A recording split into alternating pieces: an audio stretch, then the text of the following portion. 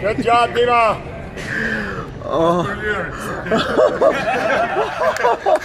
See you next year. Oh yeah.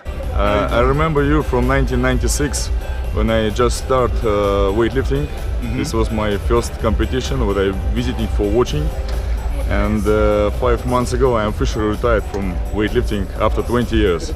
I know how it feels. Yeah, and when I start, I have a lot of photos from Atlanta Olympic Games when my father bring me with my family, with all my family to watching Olympic Games, and everywhere I watching you photos, you know, like billboards, big posters. I have some photos near with your posters too.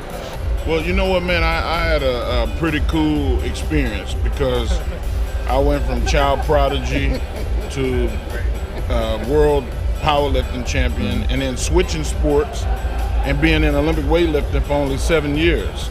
You know, so I had a short space, and I still was able to have a 500 total.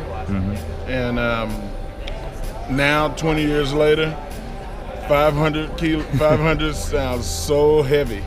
But I love weightlifting. I'm always going to be supportive of weightlifting. And now with 20 years of wrestling. Wrestling? I've been wrestling for 20 years now.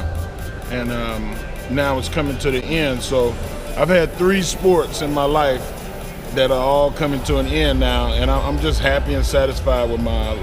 What's the difference between American weightlifting school and Russian weightlifting school? What Well, you know I about love this the difference? Russian philosophy of watching the kids play and seeing what gifts they have, and then say, oh, you track, you swimming, you gymnastics, you weightlifting, come here. And they train you from little kid all the way up. And that we need to start doing more in America. But in America, you have football, basketball, baseball, soccer, gymnastics. Everybody does so many, and it's regional. Like, you know, you do what's in your environment, and it's not the same in this country. But hopefully we'll be able to have some United States sports scouts that feed our Olympic training centers, and that'd be the way. You still love weightlifting? I love weightlifting. Until they put me in a box, brother, I'm going to be a fan. Can you say something for people who love weightlifting, like we together with you, and maybe who just start practice weightlifting? Just some recommendation.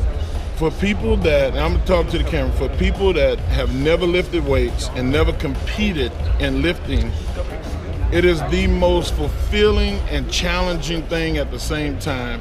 And it teaches you lessons about perseverance. It teaches you lessons about not being fearful. Like, if you want to live a life where you don't feel fear and you want to feel accomplished, start being an Olympic weightlifter. Thank you very much, man. Thank you.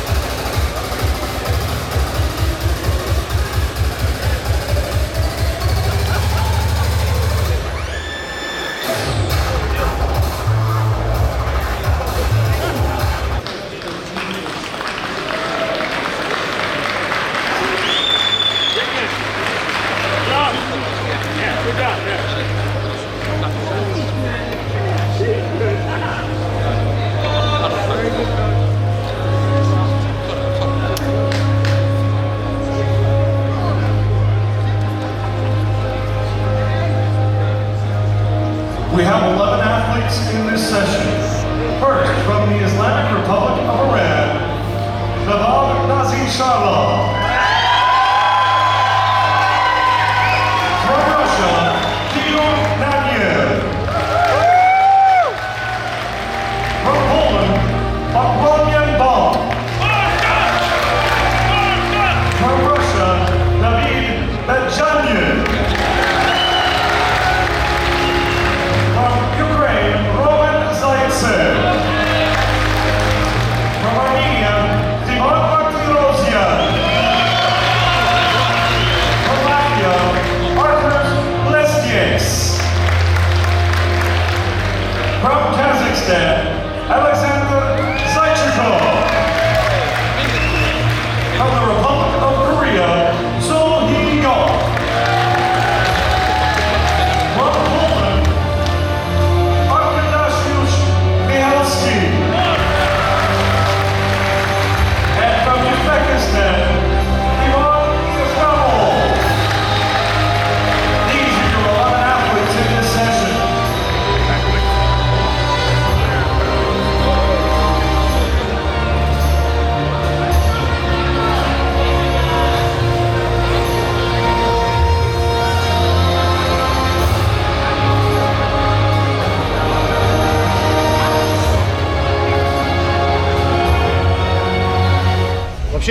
хочется отметить, что действительно американцы, как мы и ожидали, как я ожидал, сделали шоу.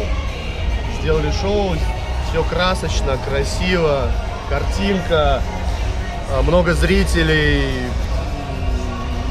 эмоции реально зашкаливают, когда приходишь в этот зал. Самому хочется выйти на помост, что-нибудь поднять. Ну, ты видишь, ты закуражился, пошел, рекорд вырвал. Поэтому супер. Если говорить о выступлениях, ну и в первую очередь хочется поговорить о выступлениях нашей сборной. Ну, я считаю, что в принципе все складывается удачно, потому что если считать, что это лицензионный мир и квалификационный, да, на Олимпиаду, и наша задача отобраться и набрать квоты, то наша сборная справляется с задачами. Естественно, хочется вспомнить и Олега, великолепное выступление Олега Чена, и, конечно, чемпион мира Артем Акулов. Просто стабильно, уверенно, на 6 подходов, чувствуется там запас. Обидно, что не мог Аптеухадов все показать, на что готов? Да, ну не то, что на что готов, ну у него проблемы со здоровьем, травмы, то есть я считаю, он, конечно, по максимуму поднял. По максимуму на сегодняшний день? На сегодняшний день, наверное, да, то есть я не увидел, что там был запас, но, опять же, это из-за того, что мешают травмы в полной мере подготовиться к чемпионату, да. Но, тем не менее, показал характер, а тот, кто показывает характер и стабильно работает, тому, бывает, везет, да. И вот мы можем сказать, что ему повернулась удача лицом, и он все-таки выцарапал эту бронзу и с хорошим результатом во втором упражнении в толчке, да. 94 категория меня вообще удивила, но удивила чем? Что мы столько не поднимали. Да, ребята подняли такие килограммы, которые, в принципе, вот сегодня будет категория 105. И я думаю, что первая тройка не каждый там поднимет. Максимум один. Такие килограммы. Да, сегодня мы будем болеть за Давида Биджаняна. Ну, Нанева тоже. Ну, естественно, за Нанева. Мне кажется, именно между ними может развернуться борьба. Естественно, кто-то еще вмешается, но будем болеть за наших, переживать. Косов не удивил. Я прогнозировал, что так и будет, что в рывке он может выиграть, где-нибудь близко там, к мировому даже подойти. У меня были мысли, что может он действительно. На толчке я знал, что там, я даже ребятам говорил, что где-то 205-210, если толкнет, уже будет хорошо. Ну, даже 210 не смог, не подтвердил. Ну, то есть... Волнение, как ты думаешь? Да нет, ну это... Я смотрел соревнования, там была какая-то травма, но Алексей... Эта проблема уже давно существует, и я вот с Димой Лапиковым это обсуждал. Я все-таки считаю, что если личный тренер уже не может научить толкать с груди своего спортсмена, как у нас часто, в принципе, бывает, то не надо зацикливаться ему одному на его подготовке. Он его знает досконально, все понятно, но если уже много лет он не может научить, значит, надо специально отдать какому-то тренеру, не знаю. Кому? Ну, у нас в сборной работает масса тренеров, я не могу сказать лично кому-то. Ну, просто, может, так и существует, что кто-то ему помогает, но мне кажется, у нас все-таки в сборной такой есть. Это мой, я знаю, как его готовить, и я буду его. И не лезть. И не лезть в мою подготовку. Ясно. Ну, немножко надо дать свободу, дать больше профессионализма, включить других тренеров именно на подготовку его ключевого упражнения толчок с груди. Ну, я думаю, у него все еще впереди. Не, естественно, все впереди. Талантливый спортсмен. И, ну, очень жалко, когда человек столько рвет и не может бороться за Я Мышковца вспомнил, медали. когда смотрел вчера.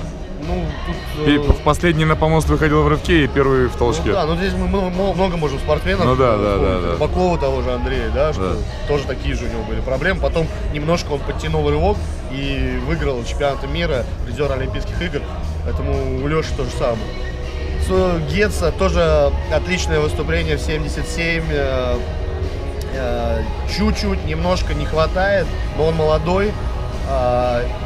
Общаясь с со многими ребятами, специалистами. Все отметили одно, что у него железный характер, нервы, действительно, как говорит Дмитрий Лапик, олимпийское спокойствие. Вот у него это есть. Он прям как, то есть потенциал как его хороший, называют, да? железный гец, да. Что он подходит, хватается, берет, он не думает, не задумывается ни на секунду, что он не может не поднять. Вот я всем там своим спортсменам на семинарах там же, я всем говорю, что у нас все в голове. Если вы подходите к штанге, вы уже не должны задумываться, подниму я ее или не подниму. Если вы уже подошли, у вас голова должна работать на то, что вы ее уже подняли, что вы ее поднимете. Поэтому у него в этом плане хороший потенциал, и я думаю, что он может еще прибавить, и медали чемпионатов мира, может быть, Олимпийских игр придут. 94 рассказывали, про Косово рассказали, а самое вот, что запомнилось и действительно, что удивило, это выступление белорусского спортсмена и вот эта заруба между казахами, потому что действительно все ставили на казахов, все думали, что вот будет борьба между Кадырбаевым и между Тешевым, и тут берет белорус, когда уже 2 года, наверное, не выступал, и все карты перепутал и сделал то, что не смогли Ты сделать. никому карты не перепутаешь в ближайшем будущем, да? Если только тебе. Ладно, пойдем готовиться, смотреть. 105. Всем удачи, смотрите, наблюдайте. Интересно очень. Armenia, next.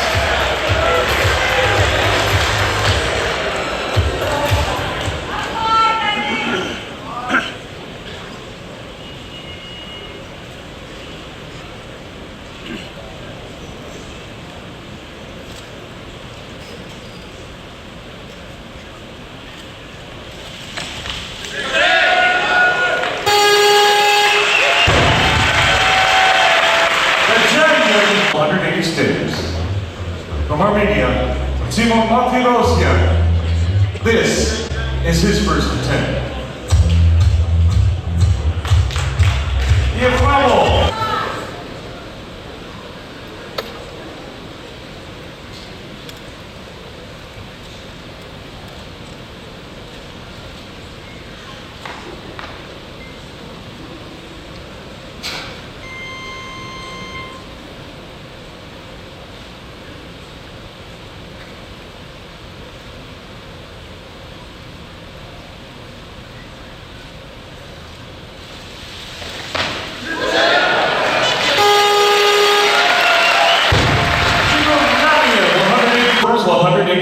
States. Now from Latvia, Arturs Plesnieks. This is his third and final attempt. Bonn, Poland, next to the iron weight.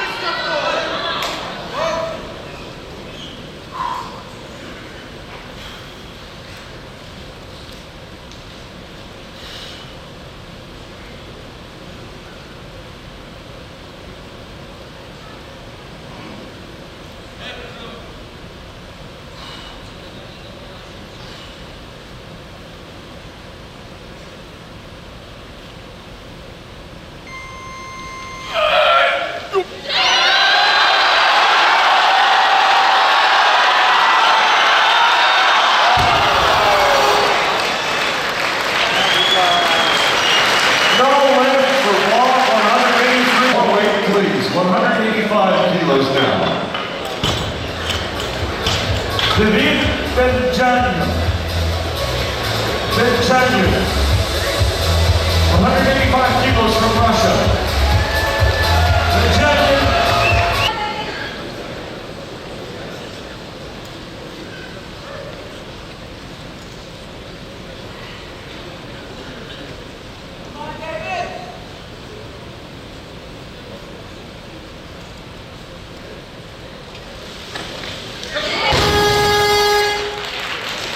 The champion.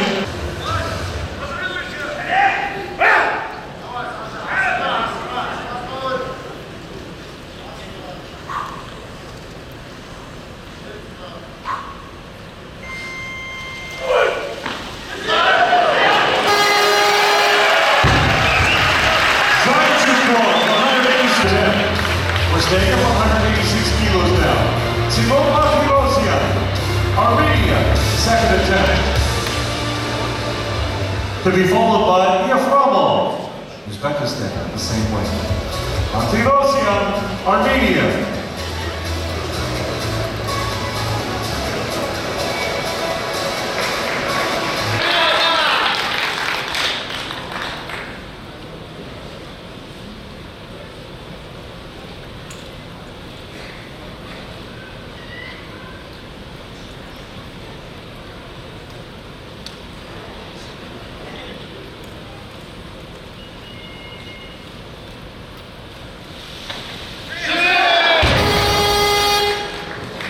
The champ is a no-lift. He finishes with 180 kilos weight on his first attempt.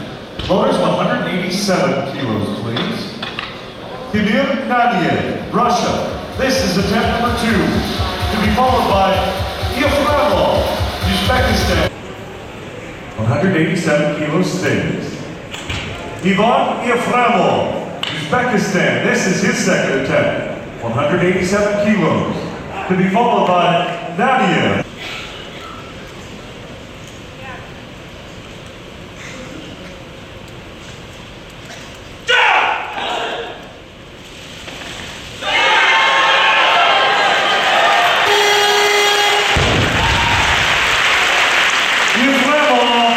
We'll see one more from him. Loaders staying at 187 kilos. This is the third and final attempt of Timur Nadiev, Russia. Yeframov to follow on his automatic increment, 188 kilos.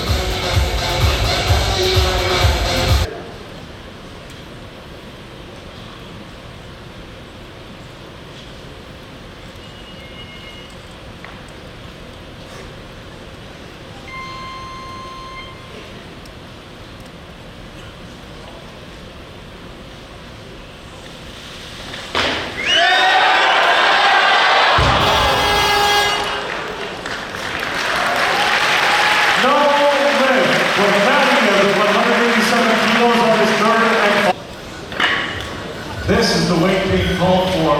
He's moved up. We need more weight loaders. 191, please.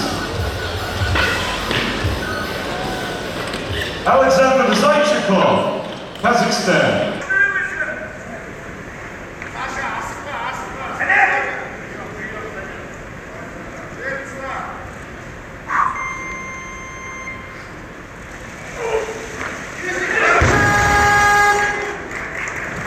No lift for Zaychikov on his second attempt, 191 kilos.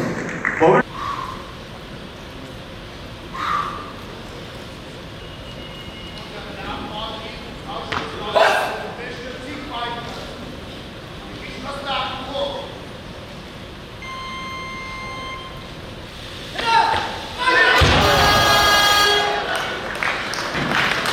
No lift for Mafirosian, 191 kilos.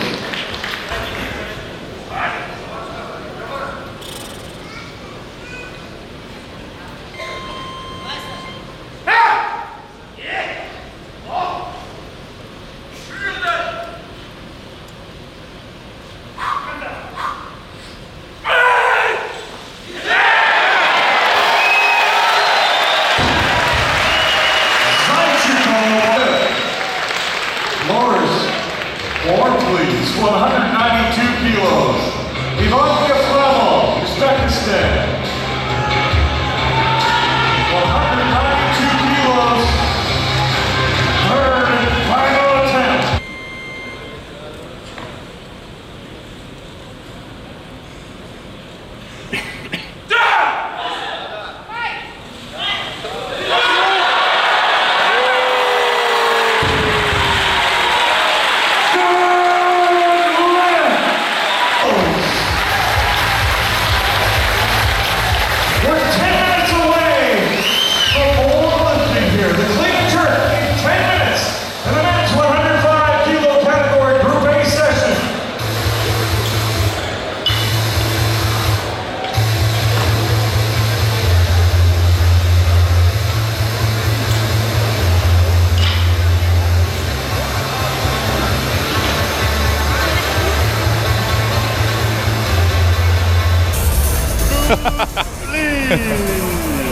Комментируй увиденное.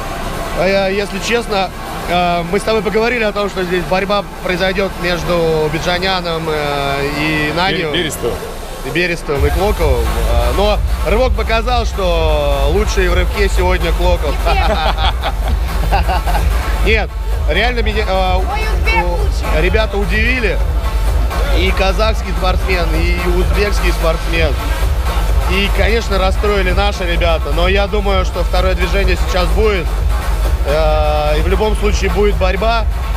Знаю, что Биджанян очень сильно будет толкать, много толкать. Будет интересная борьба, так как он порвал мало. И сейчас такой замес получится, что борьба будет очень интересная. У тебя ладошки мокрые, нет? Я сижу, вот он. Прикоснись к экрану, пусть зрители Спасибо. Смотрим. Не, ну удивляют, честно говоря, ребята с Узбекистана, с Казахстана. Я думаю, с Давидом, то, что он в рывочке не добрал, придется 50 толкать в толчке. 50, я тоже сказал, 50 сейчас толкнет. Вот. Осложнили, конечно, ситуацию. Я, честно говоря, думал, мы с Димоном говорили, что это будет для Давида как прогулка. Вот. И все говорят по подготовке, он на каждой тренировке поднимал вообще большие веса, да, Апти? Каждый день изо дня в день. Ну твой 70 рывок, на который ты сейчас накатил, котировался бы здесь. 70-200, двадцаточку можно, да. Аптишка, ты как? Димон, ну что, пора возвращаться, хоть рывочком, я не знаю, как-то что-то. Рывок расстроил. Расстроил? Ну, ребята не порвали по 2 подхода. Сколько ты думаешь, они сейчас потолкать могут при таком рывке? Ну, я думал, и порвут они нормально, потому что оба были готовы. Просто мы с тобой когда разговаривали вот 2 дня подряд, ты говорил, что оба в очень хорошей форме были. Вот, и что-то прям когда вышел, и Давид еле 80 порвал, я что-то удивился очень. Ну, видишь, как бы не подготовился, здесь все зависит от самочувствия, именно в этот день, как ты себя чувствуешь, поэтому непредсказуемо. Ты как сейчас сегодня чувствуешь? Лучше, чем 2 дня назад? Ну, отошел чуть-чуть, да. Может, накатишь? 105? 105. Дима, каково быть звездой Ютуба? Звезда Ютуба. Слышь, с тобой после того, как ты YouTube на канал начал делать, фотографироваться стали чаще, чем раньше. Не, на самом когда ты деле... думаешь, 215 сорвал. Ты же поддержал. Ну я тебя морально поддерживаю. На свою камеру пока. Я к твоей еще не привык, вот к твоему Hero 3. Когда эти килограммы поднимал, ты всегда рядом был. Это 100%. На просмотрах, на 17, туда-сюда, Димон. Так что поддержка твоя ощущается. Ребята, которые написали, что Дмитрий не делится своей харизмой, на самом деле это не так. Все нормально. Да они охерели просто, те, кто написали. Скажи, пожалуйста, как твой сегодняшний лук называется? Лук... Ну лук это вот то, что ты все подряд нацепил сегодня. Как это называется? До нашего... Нет, она ждала 7 лет своего часа. Да? Я не мог в Америке ее не одеть, потому что все ходят в национальных каких-то вещах. У меня давно уже нету... Это национальная калининградская, что ли? Нет, это же нам перед Олимпиадой. Да я помню, я прикалываюсь. Ладно.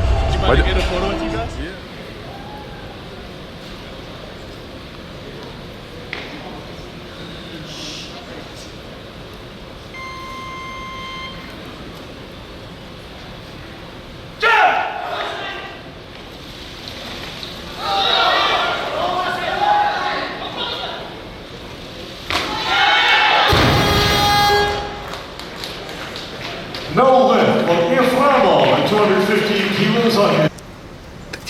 Девчонка где познакомился?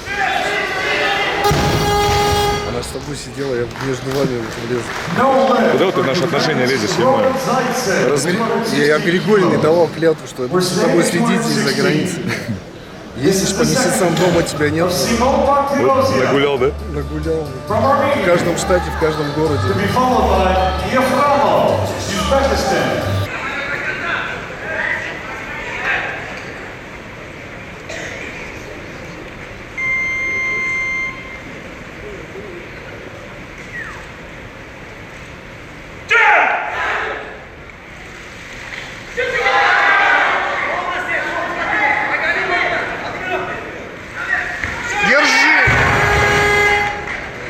No lift for Efremov at 216 kilos.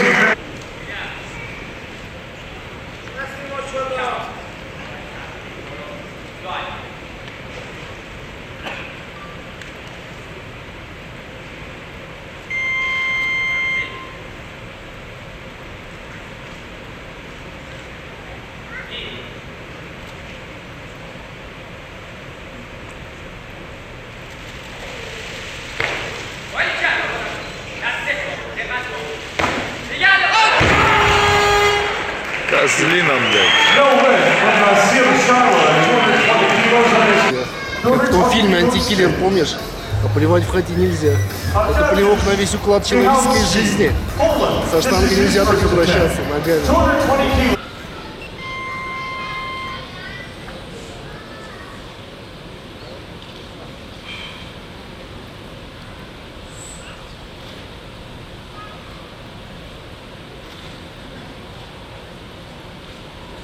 Сразу хватает, да?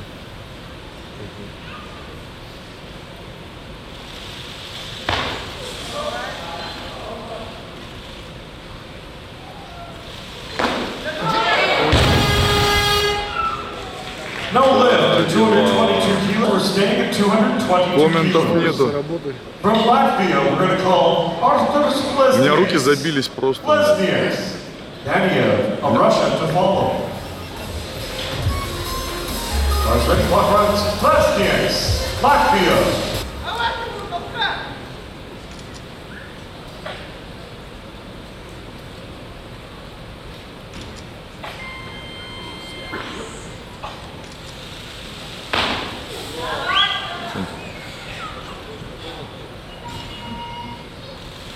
Держи, держи, держи!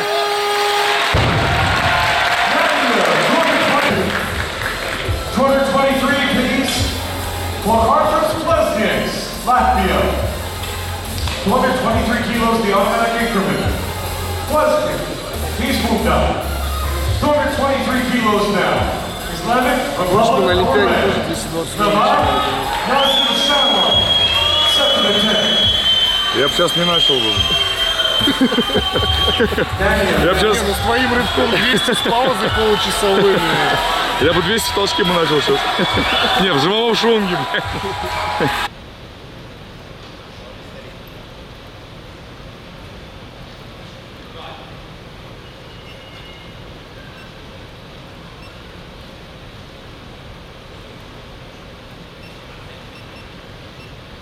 Вот, хорош баланс.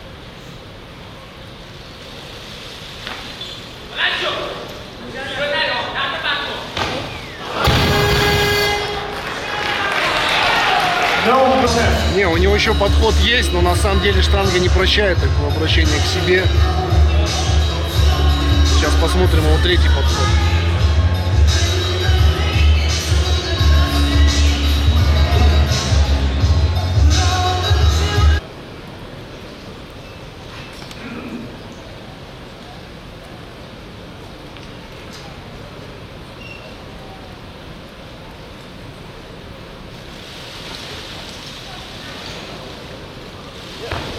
Держи, держи, держи!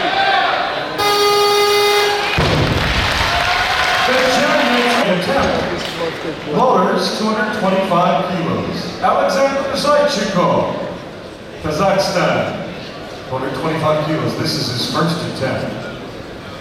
The Chen next to the higher weight.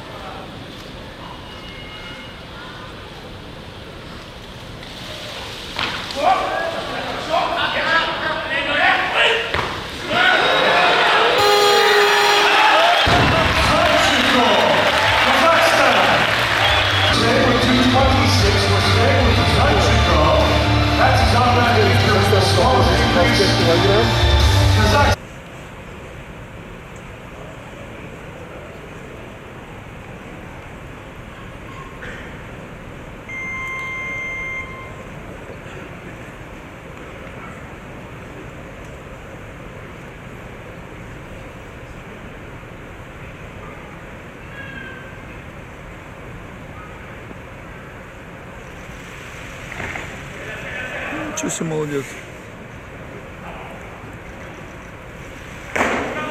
Красавчик. Такой спокойный, да? Ну что, посмотрим, как пнутая штанга ему ответит.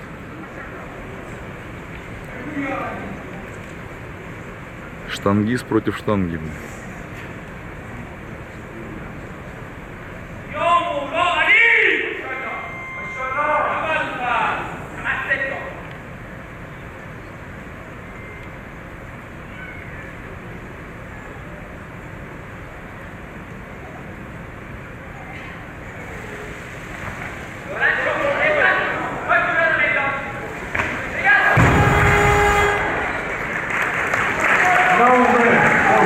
всегда отвечает одинаково. Она отвечает одинаково. Надо уважать снаряд, который тебя делает красивее, сильнее. Штангу нельзя пинать. Вот тебе, пожалуйста, бараночка. Она наказывает.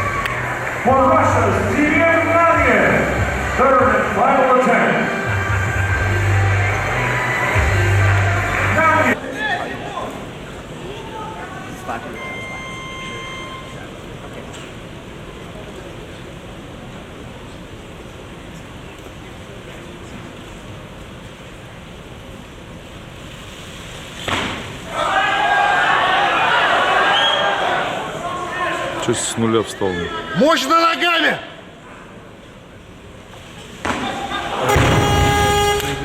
Не попал.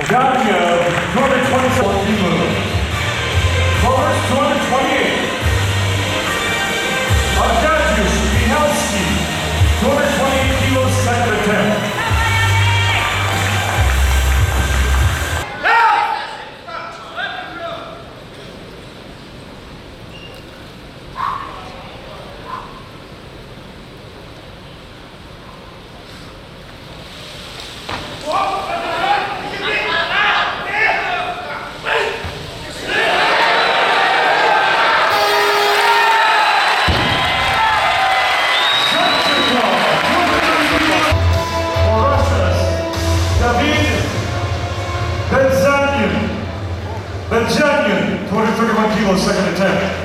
Daichikov to follow.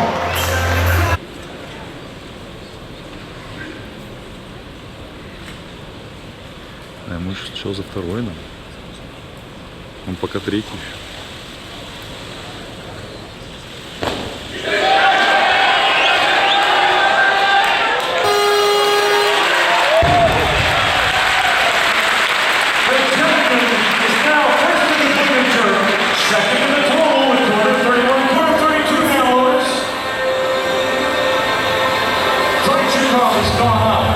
He's asking for 233. 232 kilos now. David Benjamin. Russia. Я не удивлюсь, если он 45 сохранит.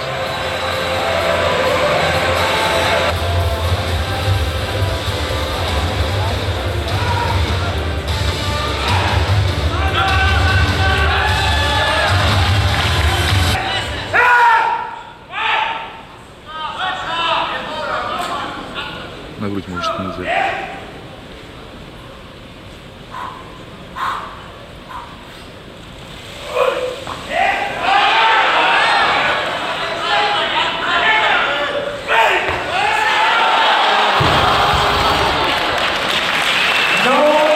Молодец, Сема, я вообще не ожидал от него. 240 kilos being requested by David Benjamin. Russia. Third and final attempt. And the final attempt. Russia.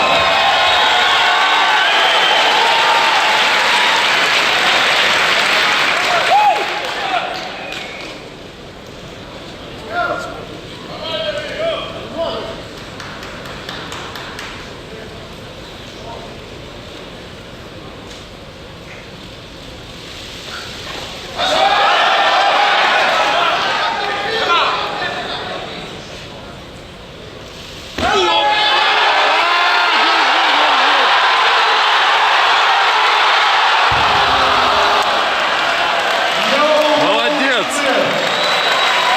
Блядь, так боролся.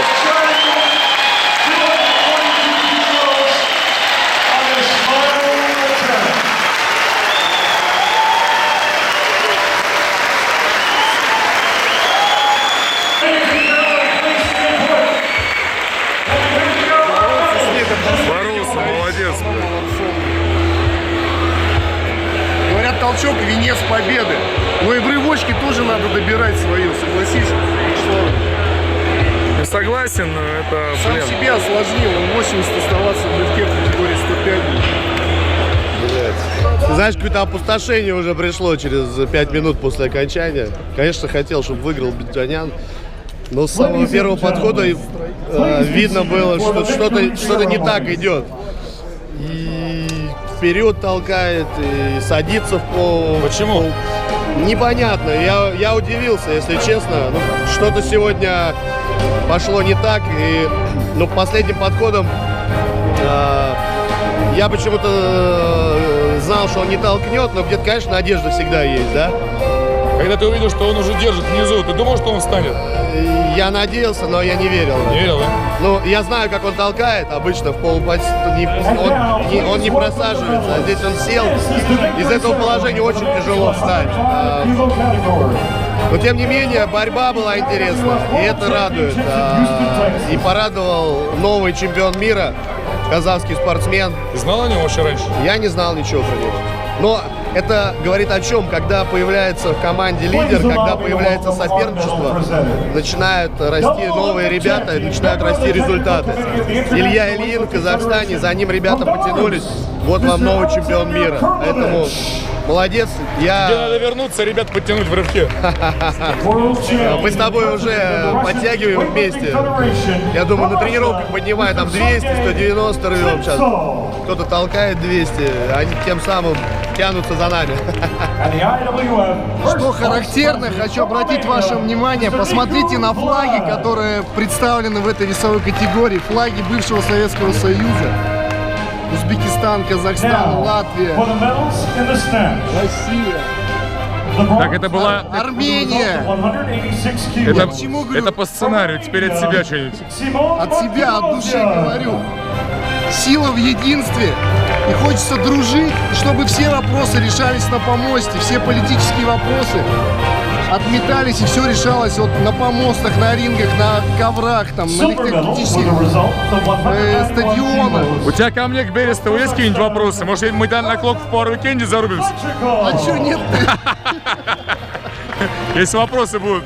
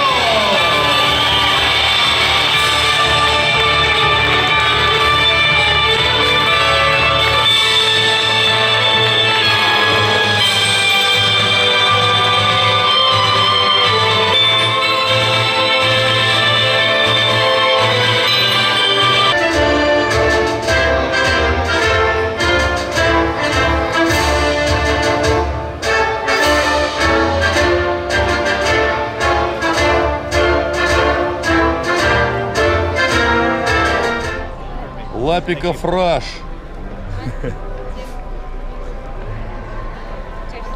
Дмитрий, каково быть звездой?